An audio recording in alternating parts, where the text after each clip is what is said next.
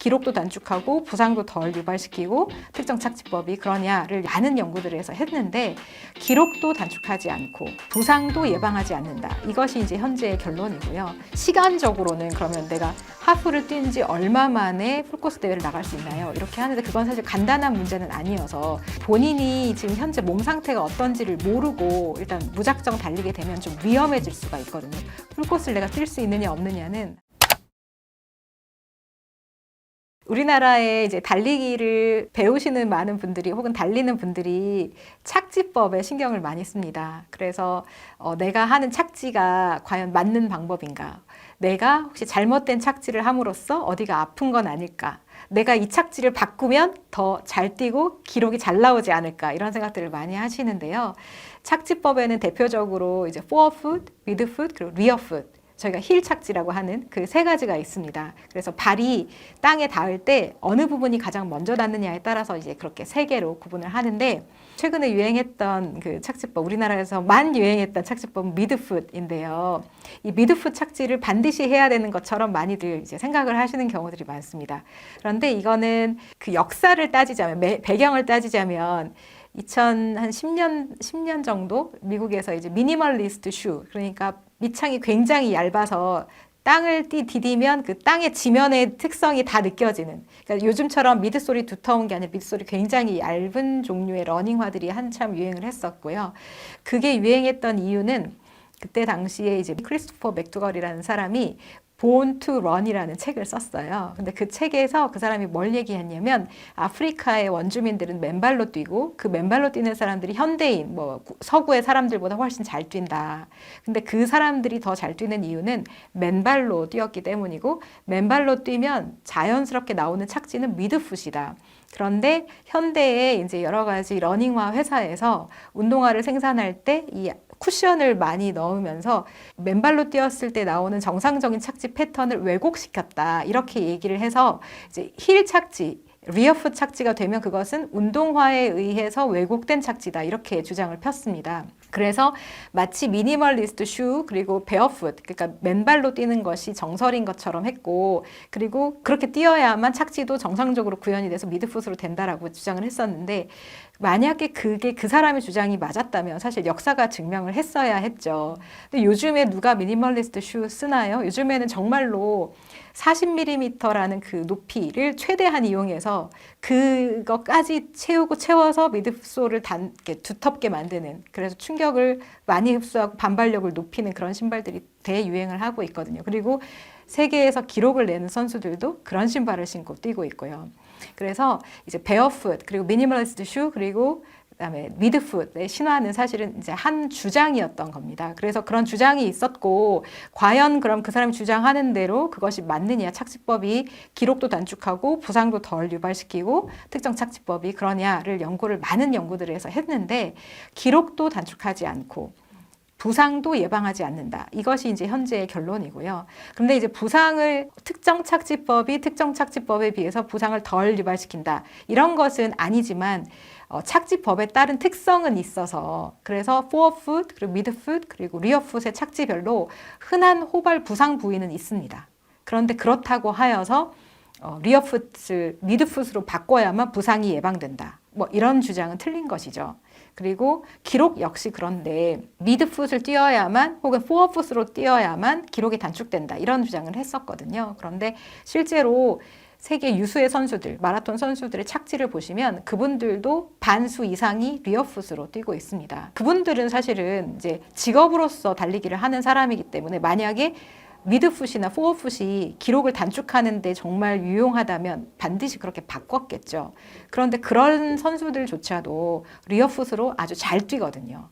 리어풋으로 우승도 하고 리어풋으로 금메달 따고 기록도 세우고 이렇거든요. 그렇기 때문에 일반인 러너인 우리가 그분들도 하지 않는, 그 선수들도 하지 않는데 저희가 미드풋을 굳이 할 이유는 없다. 그래서 기록이나 어떤 부상 이런 것과 관련이 없으므로 내 몸에서 그냥 달려지는 대로 착지가 나오는 대로 뛰면 그것이 나에게 맞는 것이고, 만약에 어떤 착지법으로 뛰었는데 나한테 맞지 않는 것 같다라고 했을 때는 바꿀 필요가 있지만, 지금 현재 아무 문제도 만약에 그 착지법으로 인해서 나오지 않고 있다면 착지를 굳이 바꿀 이유는 없다라는 것이 맞는 말이고요.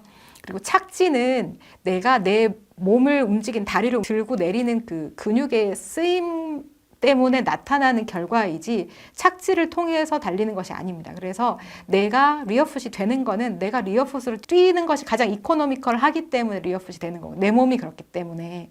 그래서 굳이 내 몸과 맞지 않는, 이코노미컬하지 않는 다른 착지로 바꾸는 것은 오히려 손해일 가능성이 높다, 이렇게 보시면 됩니다.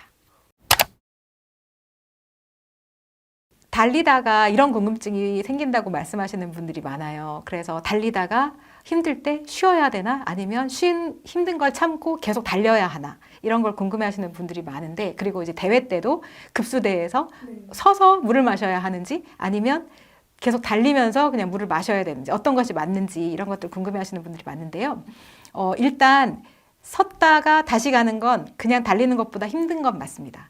그러니까 우리가 약간 이거를 비유를 하자면 차가 급감속 급가속 하는 거랑 비슷해요. 그러니까 예를 들면 우리가 경제적인 운전을 하려면 정속도로 유지를 해라, 이렇게 말하는 것처럼 멈췄다가 다시 서면 내 몸에 이제 관성이 있기 때문에 멈추는 데도 힘이 들고 다시 그 멈췄던 상태에서 다시 달려나가는 데도 힘이 들어서 에너지 소모 측면에서는 비효율적인 게 맞습니다. 그래서 만약에 달리는 대회에서 멈췄다가 다시 뛰어야 하느냐를 했을 때는 이왕이면 걷지 않고 멈추지 않고 계속 달리면서 급수를 하거나 달리면서 계속 어쨌든 그 페이스는 유지해 나가는 것이 유리하다라는 말씀을 드리겠고요. 그러나 내가 그냥 일상적으로 뛸 때는 기록에 상관없이 그냥 내가 뛰는 거 자유롭게 뛰는 것이기 때문에 그때는 필요에 따라서는 얼마든지 쉬어도 됩니다. 쉬어도 되고요.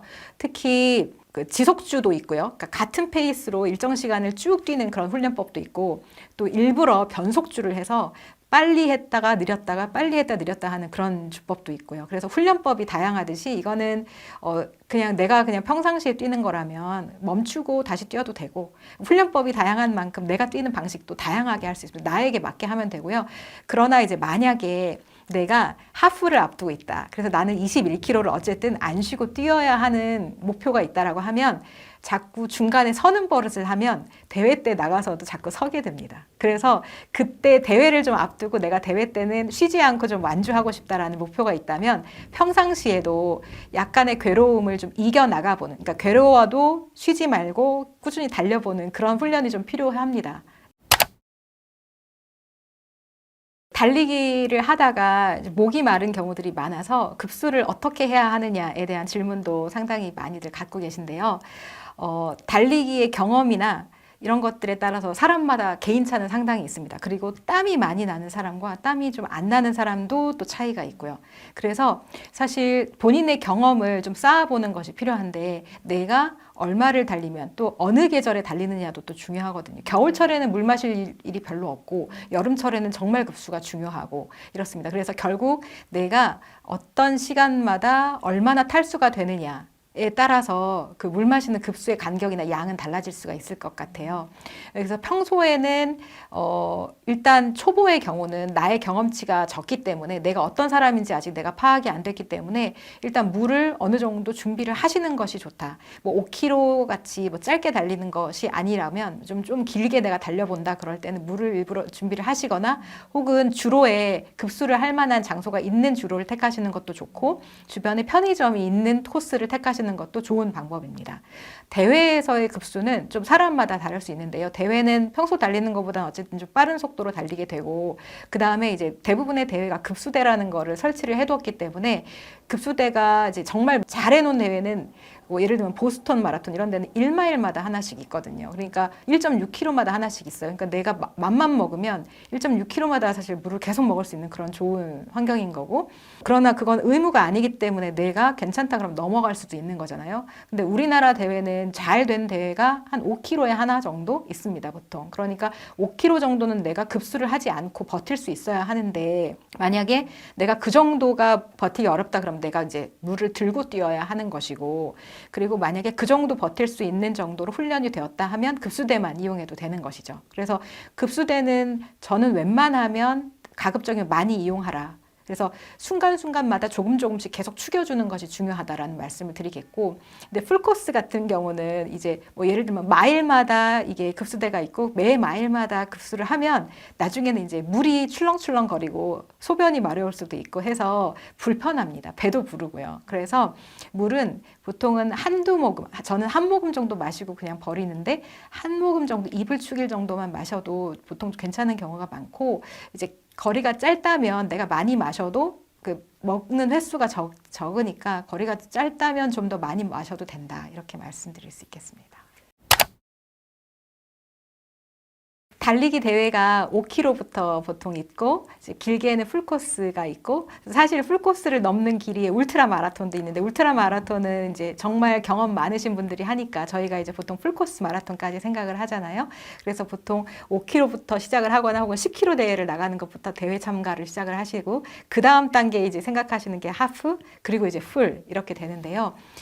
보통 5km 정도는 일반인은 그냥 나가도 된다. 저는 그렇게 보통 말씀을 드립니다. 주변 사람들께. 그래서 5km 정도는 한번 나가봐라. 그렇게 하는데, 이제 사실 초보자들이 본인이 지금 현재 몸 상태가 어떤지를 모르고 일단 무작정 달리게 되면 좀 위험해질 수가 있거든요. 특히 대회는 많은 사람들이 옆에서 막 빨리 달리기 때문에 나도 그렇게 따라가기가 쉽습니다. 휩쓸려 가기가 쉬운데, 내가 운동 경험이 없고 운동을 평소에 하지 않았던 사람이 갑자기 대회를 나가서 뛰면 상당히 위험할 수 있습니다. 고강도 운동이 되기 때문에 안 하던 고강도를 갑자기 하는 거라 내 심장에도 부하가 많이 걸리고 해서 좀 위험한 상태가 될 수 있기 때문에 처음에 대회를 나갈 때에는 일단 무리하지 않는 범위 내에서 속도를 내서 그냥 달리기 완주하는 거에 목표를 좀 세우시고 그렇게 하면 될 것 같고요. 5km 정도는 그냥 나가셔도 된다. 근데 10km 정도는 1시간 정도는 뛰어야 하기 때문에 그거는 달리기를 어느 정도 하셨을 때 10km 대회를 나가라고 말씀드리는데, 보통 쉬지 않고 한 30분 정도 뛸 수 있는 정도가 되었다면 10km 대회 정도는 참가가 가능할 거라고 봅니다. 그래서 그 정도라면 한번 10km를 대회를 나가시는데, 역시 10km 대회가 처음이다라고 했을 때에는 무리하면 안 된다. 첫 대회는 그냥 완주를 목표로 내가 이 대회에서 이렇게 재미있고 즐겁게 뛸 수 있구나라는 경험을 하는 것이지, 처음부터 기록 세우고 남들만큼 뛰겠다라는 것은 위험할 수 있다라는 것도 기억해 주셨으면 좋겠고요. 10km에서 하프를 넘어가는 것도 사실 그렇게 장애물이 없습니다. 그래서 10km 정도를 만약에 뛸 수 있는 사람이다 그러면 그 사람이 대회를 나가서 하프를 뛰는 거는 사실 그렇게 어렵게 하진 않는 것 같아요. 그래서 하프까지는 10km를 좀 내가 그래도 좀 뛰는 사람이다, 뛰어본 적이 있다, 그리고 10km 대회도 나가 보았고 그랬다고 하면 하프는 뭐 몇 달이면 그냥 충분히 뛸 수 있으니까 하프까지는 괜찮은데, 이제 하프에서 풀이 문제거든요. 이제 그 전에 5km에서 10km, 10km에서 하프 가는 그 간격보다 하프에서 풀 가는 간격은 상당히 험하고 그 간격이 큽니다. 갭이 큽니다. 그래서 풀코스는 내가 좀 뛴다 혹은 내가 일상적으로 뛴다라고 해서 갈 수 있는 것은 아니고요. 풀코스를 내가 뛸 수 있느냐 없느냐는 내가 한 30km 정도는 안 쉬고 좀 뛸 수 있느냐, 쉬더라도 30km 정도를 내가 할 수 있느냐 정도가 되었을 때 그때 풀코스를 나가는 것을 이제 결정을 하시면 되고요. 시간적으로는 그러면 내가 하프를 뛴 지 얼마 만에 풀코스 대회를 나갈 수 있나요? 이렇게 하는데 그건 사실 간단한 문제는 아니어서 내 평소 운동량이나 내 체력이나 혹은 내 나이나 이런 것들에 따라 다 달라지거든요. 근데 저는 제 경험을 말씀드리면, 저는 20대 중반에 달리기를 시작을 해서 달리기 시작하자마자 바로 5km 대회 그냥 나갔고, 뭐 당연히 완주했고 별로 어렵지 않게 완주를 했고요. 그런데 그 완주한 대회에서도 사실 사망사고가 있었습니다. 한 40대 남성분이 사망하시는 경우가 있었고, 그래서 이제 그런 일은 없어야 되는데, 그리고 5km 대회 나간 후에 10km도 뭐 몇 달 안 걸려서 바로 나갔던 것 같습니다. 그래서 10km도 바로 나갔고요. 하프도 그 해에 나갔습니다. 제가 2003년에 달리기 시작했는데 하프도 2003년 가을에 나갔거든요. 그러니까 5km, 10km 하프까지는 무난하게 쭉 진행을 하는데, 이제 아마 풀도 나갈 수 있었을 것 같은데, 저는 이제 그런 어떤 사건이 발생할까 봐 되게 겁이 많고 좀 최대한 좀 보수적으로 접근을 하자 이래가지고 풀은 2년 후에 나가서 2005년에 나갔거든요. 근데 풀 코스 나갔을 때 처음에 나갔을 때는 정말 천천히 달렸고요. 그래서 4시간 넘는 기록으로 굉장히 일부러 천천히 달렸습니다. 그래서 항상 달리기 대회를 나가면 흥분하게 마련인데 첫 대회만큼은 완주의 목표를 두시고 천천히 달려라 이런 말씀을 드리고 싶고 풀 코스는 준비가 많이 필요하다. 그래서 풀 코스는 좀 충분히 내 몸이 어느 정도 준비됐을 때 달리는 것이 좋다. 그래서 처음부터 풀코스를 등록을 하거나 풀코스 신청하는 일은 안 하셨으면 좋겠다라고 말씀드려요. 달리기를 매일 하는 분도 계시고 그다음에 뭐 격일로 하시는 분들도 계시고 이렇습니다. 그래서 사람마다 루틴이 좀 다른데요. 저는 달리기를 매일 하던 때도 있었고 일주일 7일을 하던 때도 있었고 또 격일 하는 때도 있고 이게 이제 저도 약간 제가 20년 넘게 달리기를 했지만 항상 즐겁거나 항상 재밌지는 않고 어떤 때는 너무너무 달리고 싶지만 또 어떤 때는 달리기가 좀 슬쩍 싫어지기도 하고 귀찮아지기도 하고 이럴 때가 있고 또 바쁠 때도 있고 이래서 사실 저도 이제 왔다 갔다 하는데요.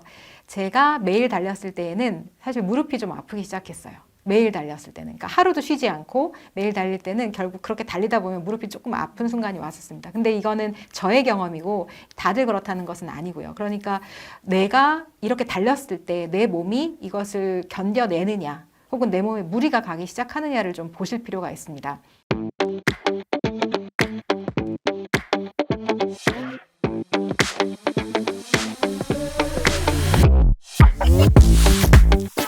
저는 러닝에 정답은 없다고 얘기를 많이 하거든요. 족법 안에서도 본인에게 맞는 자세를 찾아야지 돼요. 달리기를 하면 무릎이 상한다는 오해 있더라고요. 오히려 이제 골밀도도 높아지고 근력 상태도 좋아지니까 오랜 시간 동안 건강하게 삶을 살 수 있는 원동력이 된다는 점. 네, 안녕하세요. 저는 마라톤 선수 생활을 30년 가까이 했고 지금은 마라톤을 좋아하시는 분들을 가르치는 러닝 클래스 러니드 주디 감독을 맡고 있는 권은지입니다. 반갑습니다. 지금은 많이 좋아졌는데 산을 달리고 있으면 아니면은 집 앞 공원을 달리고 있으면 좀 어르신들이 걸으면서 무릎상에 뛰면 안 돼, 걸어 라고 얘기를 하시거든요. 달리기를 하면 무릎이 상한다는 그런 이제 오해 있더라고요. 근데 사실 본인의 체력 상태 그리고 근력 상태를 알고 러닝을 꾸준히 하다 보면은 오히려 이제 골밀도도 높아지고 근력 상태도 좋아지니까 걷기가 편해지고 오랜 시간 동안 건강하게 삶을 살 수 있는 원동력이 된다는 점, 그 부분인 것 같아요. 사실 러닝이 문화이기도 하지만 유행을 많이 따라가기도 하고 그리고 이제 러닝 인구가 많아지면서 최소한의 부상을 가지고 달릴 수 있는 자세들을 많이 이제 추천을 해줘요. 이렇게 영상 채널에서도 그렇고 제일 중요한 거는 올바른 자세도 중요하지만 본인에게 맞는 체력에 따른 운동 강도 그리고 운동량을 해야지 되는 부분이고 족법 안에서도 결국에는 본인에게 맞는 자세 를 찾아야지 돼요. 뒤꿈치 착지가 안 좋아요. 그럼 뒤꿈치 착지 하면은 모든 사람에게 뒤꿈치 착지가 안 좋은 거는 아니거든요. 뛰고 있는 체중이라든가 뛰고 이렇게 서 있을 때 이 중심 이동 방향에 따라서 뒤꿈치 착지가 맞는 사람이 있고 중간 착지가 맞는 사람이 있고 그 다음에 토 착지가 맞는 사람이 있기 때문에 결국에는 저는 러닝에 정답은 없다고 얘기를 많이 하거든요. 너무 군더더기 조금 빠지고 어깨 상체 흔들림이라던가 이런 부분들이 많지 않고 그리고 본인 체중과 그런 부분들을 잘 파악을 해가지고 뭐 무릎이 안 좋다고 하면은 오히려 지면에서 발을 너무 많이 딛는 주법은 피해야지 되고 그리고 무릎의 강화를 위해서 좀 더 애써야지 되고 이런 부분들을 조금 접근을 하시는 게 더 좋을 것 같아요. 우리 몸의 중심축을 봤을 때 러닝은 앞으로 전진하는 운동인데 몸이 너무 뻣뻣하게 세워져 있거나 뒤로 상체가 너무 넘어가 있거나 이 상태인데 착지는 힐풋 착지를 하고 있어요. 이렇게 되면은 아무래도 무릎이나 허리 쪽에 과하게 체중이 전달되기 때문에 위험할 수 있어요. 그렇다 보면은 그분들에게는 상체를 조금 더 앞쪽으로 상체를 이동시키고 너무 뒤꿈치 착지가 본인에게 수월하다 하면은 우선에 중심축을 조금 움직여 보세요 라고 얘기를 하고, 중심축을 움직였을 때 착지를 하면서도 자꾸 부상을 호소하시는 분들에게는 그러면은 뒤꿈치 착지가 아닌 앞꿈치 쪽이나 아니면 중간 착지 이렇게 하면서 하라고 하고, 발목을 과도하게 너무 스냅을 이용해서 하지 말고 엉덩이 근육이라든가 햄스트링 근육을 써라, 이렇게 조금 전달을 하면 될 것 같아요. 힐프 착지하면 다친다, 이렇게 요즘에 되게 많이 이슈가 되고 얘기를 많이 하고 있거든요. 근데 아무래도 체중 이동을 하다 보니까 예전에는 힐프 착지가 너무 많아서 저도 힐프 착지였고, 근데 이제 체중 이동이 되고 착지 신발이 러닝 기록을 위해서 개발되다 보니까 힐프 착지를 자꾸 요하는 게 아니라 미드풋이나 포고 쪽을 요구를 하거든요. 그러다 보면서 발목의 쓰임을 최소로 조금 시키면서 자연스러운 움직임을 요구를 해요. 그러다 보니까 예전에 러닝화 가지고 있었던 부상과 지금의 부상이 조금은 달라졌거든요. 그렇게 되면서 호흡법도 결국은 유행이 돼버린 거예요. 저희는 이제 운동을 할 때 순환기 계통이니까 입과 코를 동시에 사용을 하면서 편안하게 해라. 그리고 교과서에는 2번 들이쉬고 2번 내쉬어라 라고 하는데, 정말로 그렇게 행했을 때 다리 리듬도 맞지 않고 호흡법 신경 쓰다 보면은 상체도 많이 흔들고 있어서 되게 혼란스럽거든요. 그래서 평지를 걸었을 때는 매번 우리가 움직이는 거기 때문에 심박이 안 오르고, 계단을 올라갈 때는 우리가 조금 더 근력을 사용해야 되다 보니까 심박이 올라가는데, 그때 따로 뭐 호흡법을 달리 하지는 않잖아요. 계단 올라가는 거가 오늘 힘들었으면 그거를 계속 꾸준히 했을 때 한 달 뒤에는 평온한 상태가 되듯이, 러닝도 처음에는 걷기만 하시던 분이 살짝 움직이면은 심박이 올라가요. 그렇게 되면은 저는 처음에 비강호흡과 구강호흡 중에 서로의 장단점이 있어서 비강호흡을 추천하시는 분들은 이 장점으로 인해서 추천을 하고, 또 구강호흡을 또 추천하시는 분들은 스피드적인 면이나 원활한 호흡법 때문에 추천을 이제 하는데, 초보자들은 어떻게 하던 간에 숨이 차기 때문에 처음에는 저는 그냥 동시에 같이 오픈을 하고 진행을 하세요. 그러다가 러닝이 어느 정도 익숙해지고 마일리지가 생긴다면은 서로 얘기하면서 뛰는 평온한 상태에서는 비강호흡을 해도 된다. 그리고 나중에 인터벌 트레이닝이나 강도가 높아졌을 때는 동시에 사용을 하는 게 수월할 것이다 라고 얘기를 해요. 강하게 막 이제 심박이 올라간 상태에서도 바로 멈춤을 하면은 이 근육 쪽에 오는 데미지도 있을 거고, 심장 자체도 그렇고, 그래서 조금 힘들지만 조금 서서히 바로 멈춤하는 것보다는 조금 서서히 멈춤을 하고 걷고 이런 식으로 휴식을 해주는 게 심장에 혈류 보내는 것과 근육을 보호해 주는 거에도 도움이 돼요.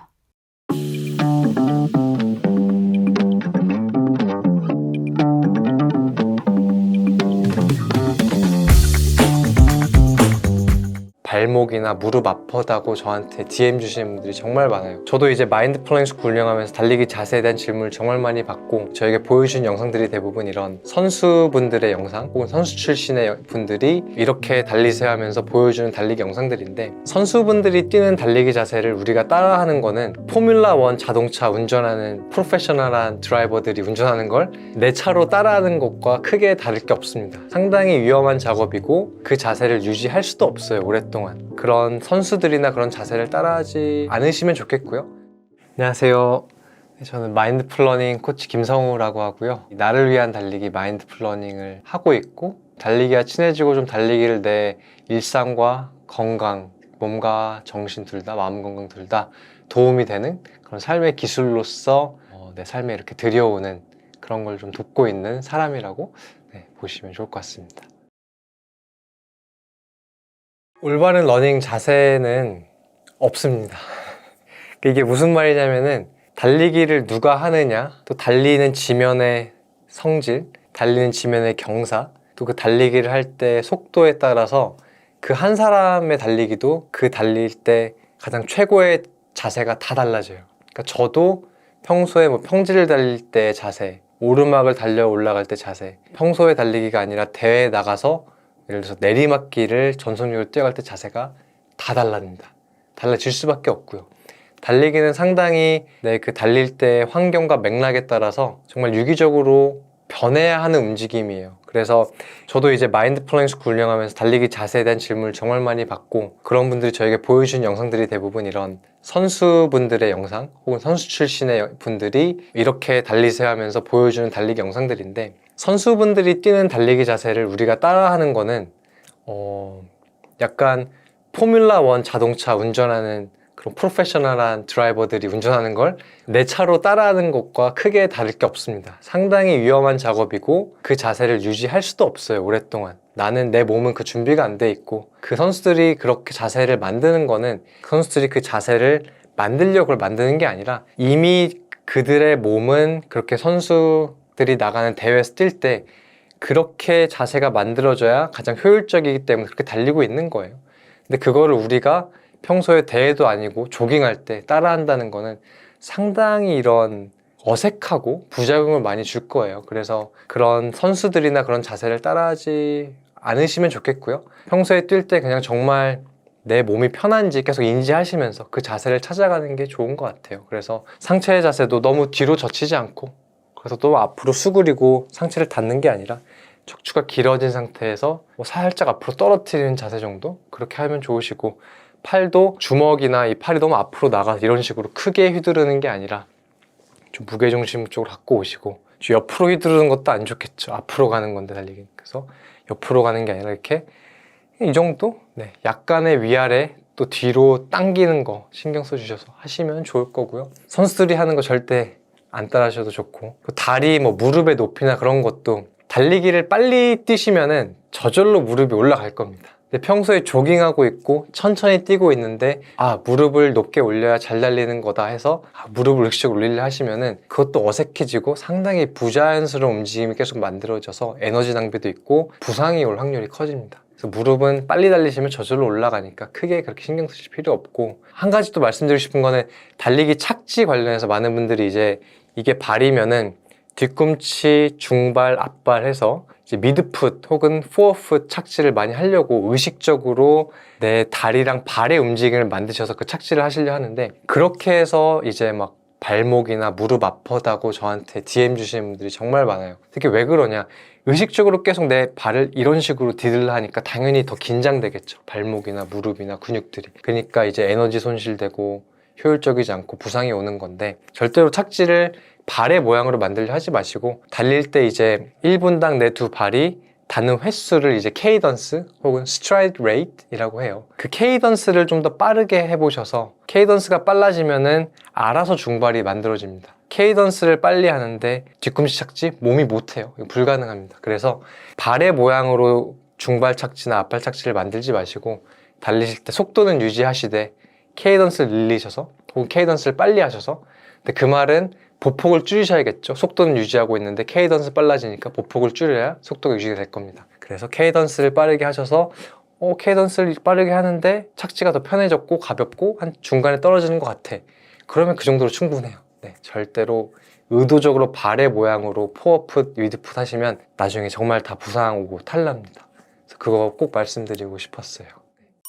네, 달릴 때는 뒤꿈치 착지하면은 달릴 때 이렇게 공중에 있던 상태에서 뒤꿈치로 떨어지면은 뒤꿈치 완전 뼈거든요. 그래서 그 충격을 흡수를 못해요. 그래서 적어도 중발 정도 착지를 해주셔야 아킬레스 건이랑 종아리 애들이 그 어떻게 보면 충격을 스프링처럼 에너지로 사용할 수 있게 흡수했다가 또 이렇게 사용을 할 수가 있게 됩니다. 근데 이제 그렇다고 해서 뒤꿈치가 달릴 때 먼저 닿으면 안 된다는 건 아니에요. 살짝 뒤꿈치 닿고 무게가 이제 중간에 실려서 이렇게 가면은 괜찮아요. 문제가 되는 거는 뒤꿈치 착지를 하는데 무게도 거기에 실려버려서 모멘텀이 죽어버리고 충격도 다 이제 관절이나 허리에 받으면서 부상이 올라가고, 그 다음에 다시 또 추진력 만들어내면 이제 효율도 떨어지고. 그래서 무게 중심이 그 실리는 타이밍일 때 뒤꿈치만 땅에 안 닿았으면 큰 문제가 없기 때문에 네. 저는 가장 좋은 달리기는 좀 무념무상, 아무런 생각 없이 하는 달리기가 가장 좋은 달리기라고 생각해요. 지금 이 순간 내가 달리고 있지만 그 달리는 움직임이 만들어지는 것에 내 생각이 개입하지 않는 달리기가 정말 좋은 달리기예요. 내 몸이 알아서 다 알고 있어요. 어떻게 움직임을 만들면 좋은지. 그러니까 몸의 구조상 특별히 문제가 없는 분들이 근육이라면, 그러니까 한 근육이 뭐 작동을 안 한다거나 그런 문제가 있으시다면 좀 재활을 받고 그 다음에 달리기 해야겠죠. 근데 이미 뭐 걷는데 또 달리는데 문제가 없는 몸이면 내 생각이 개입되면 개입될수록 달리기 움직임은 갈수록 어색해지고 부자연스러워지고 비효율적이 돼요. 그래서 자세 교정 그런 거 받는 게 상당히 위험한 게, 특히 초보분들은 나에게 편한 자세를 스스로 찾아가는 시간이 필요한 건데, 이미 약간 교과서처럼 그런 국대나 엘리트 선수들의 자세가 좋다고 교정을 받아버리시면은 앞으로 계속 달리실 때마다 그 자세 생각하느라고 내 몸이 편한 자세를 찾아갈 수가 없어요. 그래서 그런 자세 교정을 받으시는 건 저는 좀 조심하시면 좋겠고, 내 호흡이 편한 속도로 내 몸에 힘 빼고 긴장 푼 상태로 그냥 달리시다 보면 알아서 좋은 자세 찾아가기 때문에, 또 근데 그게 또 시간이 걸릴 수밖에 없죠. 당연히 뭐 테니스나 골프도 자세 찾아가는데 시간이 걸리잖아요. 근데 다만 이제 테니스나 골프처럼 자세 교정을 받는 게 저는 추천을 드리지 않는 이유는, 그게 이제 너무 비효율적이고 어색해지고 선수들이 대회 뛰는 자세를 내가 평소에 편하게 뛸 때 따라하는 것 자체가 너무 이게 말이 안 되기 때문에 그런 부분들을 말씀드리고 싶어요. 네, 그래서 가장 안 좋은 자세는 아까 말씀드린 것처럼 발 모양으로 중발 만드는 거 진짜 위험하고요. 그거는 좀 조심하면 좋을 것 같아요. 너무 뻣뻣하게 달리는 거. 그러니까 많은 분들이 약간 달릴 때 자세가 이렇게 척추 펴고 가슴 열고 해야 된다면서 너무 가슴을 열고 등이랑 허리에 무리가 되게 이렇게 달리세요. 약간 로봇처럼. 근데 이거 딱 봐도 저 너무 긴장되고 경직돼 있죠. 푸셔야 됩니다. 그거 대신에 그냥 정말 척추가 말씀드린 것처럼 하늘에 누군가 내 머리에 밧줄 달아놨고 그걸 위로 당기고 있다는 식으로 해서 척추를 길게 하시면은 긴장 다 풀어져 있고, 여기 코어에 힘이 들어가요. 배 근육에. 그게 정말 저는 좋은 자세라 생각해요. 어떤 식으로든 경직돼 있고 긴장되어 있는 자세라면은 그건 버리시고 최대한 코어에 힘이 들어가되 어깨, 목, 가슴, 허리에는 긴장이 없게 그렇게 찾아가시면 좋을 것 같아요. 달리시다 통증 느끼시면은 일단 멈추시는 게 좋고요. 또 확인해야 하면 좋을 게, 이게 약간 뾰족한 뭐 바늘이나 송곳으로 찌르는 듯한 그 약간 신경 쪽에 그런 짜릿한 통증이신지 아닌지 일단 확실하게 구분을 하셔서, 신경적인 통증이라면 정말 완전 멈추시고 그 통증의 원인이나 왜 그런지 전문가를 찾아가셔서 좀 살펴보신 후에 또 재활을 하고 하는 걸 추천드리고요. 그런 신경적인 통증이나 찌릿한 통증이 아닌 약간 근육통이라면은 뭐 한 2, 3일 정도 쉬어주고 그게 좀 나아졌을 때 다시 달리기를 하셔도 아마 괜찮을 거예요. 그리고 뭐 무릎이나 발목 이런 부상은 이렇게 무리하신 분들이 항상 경험하시는 부상인데, 이렇게 부상을 당했을 때 언제 다시 뛸 수 있을지 좀 헷갈리실 텐데, 당연히 걷는데 문제가 없어야 되고요. 달리기를 다시 하시려면 두 발로 뛸 때 괜찮은지 보시고, 한 발로 총총 뛰어봤을 때 괜찮다고 보시고, 한 발로 총총총 뛰는데도 괜찮다면은 천천히 정말 걷는 속도로 달리는 움직임 만드는 걸로 다시 시작하셔도 괜찮을 거예요. 네. 종아리가 특히 아프시다면 너무 총총 일부러 앞발로 뛰려고 하실 경우 종아리가 아마 아플 거예요.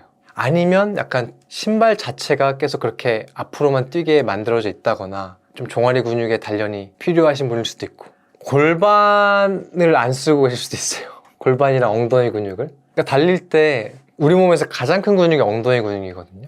저희 뭐 현대인들 다 항상 너무 오래 앉아있다 보니까, 오래 앉아있다가 바로 그냥 달리러 나가면 얘네가 작동을 잘 안 할 수가 있어요. 그냥 좀 잠자고 있을 수 있어요. 그래서 얘네들을 달리기 전에 깨워주는 웜업을 해주면 좋아요. 근데 이제 큰 근육들이 잠자고 있으면 그보다 작은 근육들이 더 일을 하거든요. 그래서 좀 종아리가 아프실 수도 있지 않나. 근데 지금 종아리가 아프신 분들이라면, 이 영상을 보고 계시는 분들 중에 종아리가 아프시다면 일부러 내 종아리가 더 아픈 방식으로 달리기를 해보려고 해보세요. 아이러니한데 일부러 내가 종아리가 아픈데 이렇게 좀 달리면 내 종아리가 더 아플 것 같아. 그럼 막 해보세요. 그래서 이렇게 달리니까 종아리가 더 아프네? 그럼 그거랑 정반대로 달리시면 돼요. 근데 계속 종아리가 안 아프게 어떻게 달려야지 하면은 그 방향을 모르실 수가 있어요. 그래서 아예 종아리가 아픈 방식으로 달리는 거가 어떤 건지 확실히 내가 인지를 하고, 근데 그걸 알면 이제 그걸 안 할 수 있잖아요. 그래서 그렇게 한번 해보셔도 좋을 것 같아요. 보통 총총총 앞발로 뛰고 계시다거나 골반이나 엉덩이 근육을 아예 못 쓰고 계실 수도 있어요. 달리기도 그렇군요. 달리기뿐만 아니라 모든 운동에서 호흡이 저는 일단 가장 중요하다고 생각해요. 그 호흡이 중심에 있고, 근데 그 호흡이 무너지고 내가 호흡 컨트롤 할 수 없게 되면 그 순간부터 이제 뭔가 하나씩 문제가 생기는 거예요.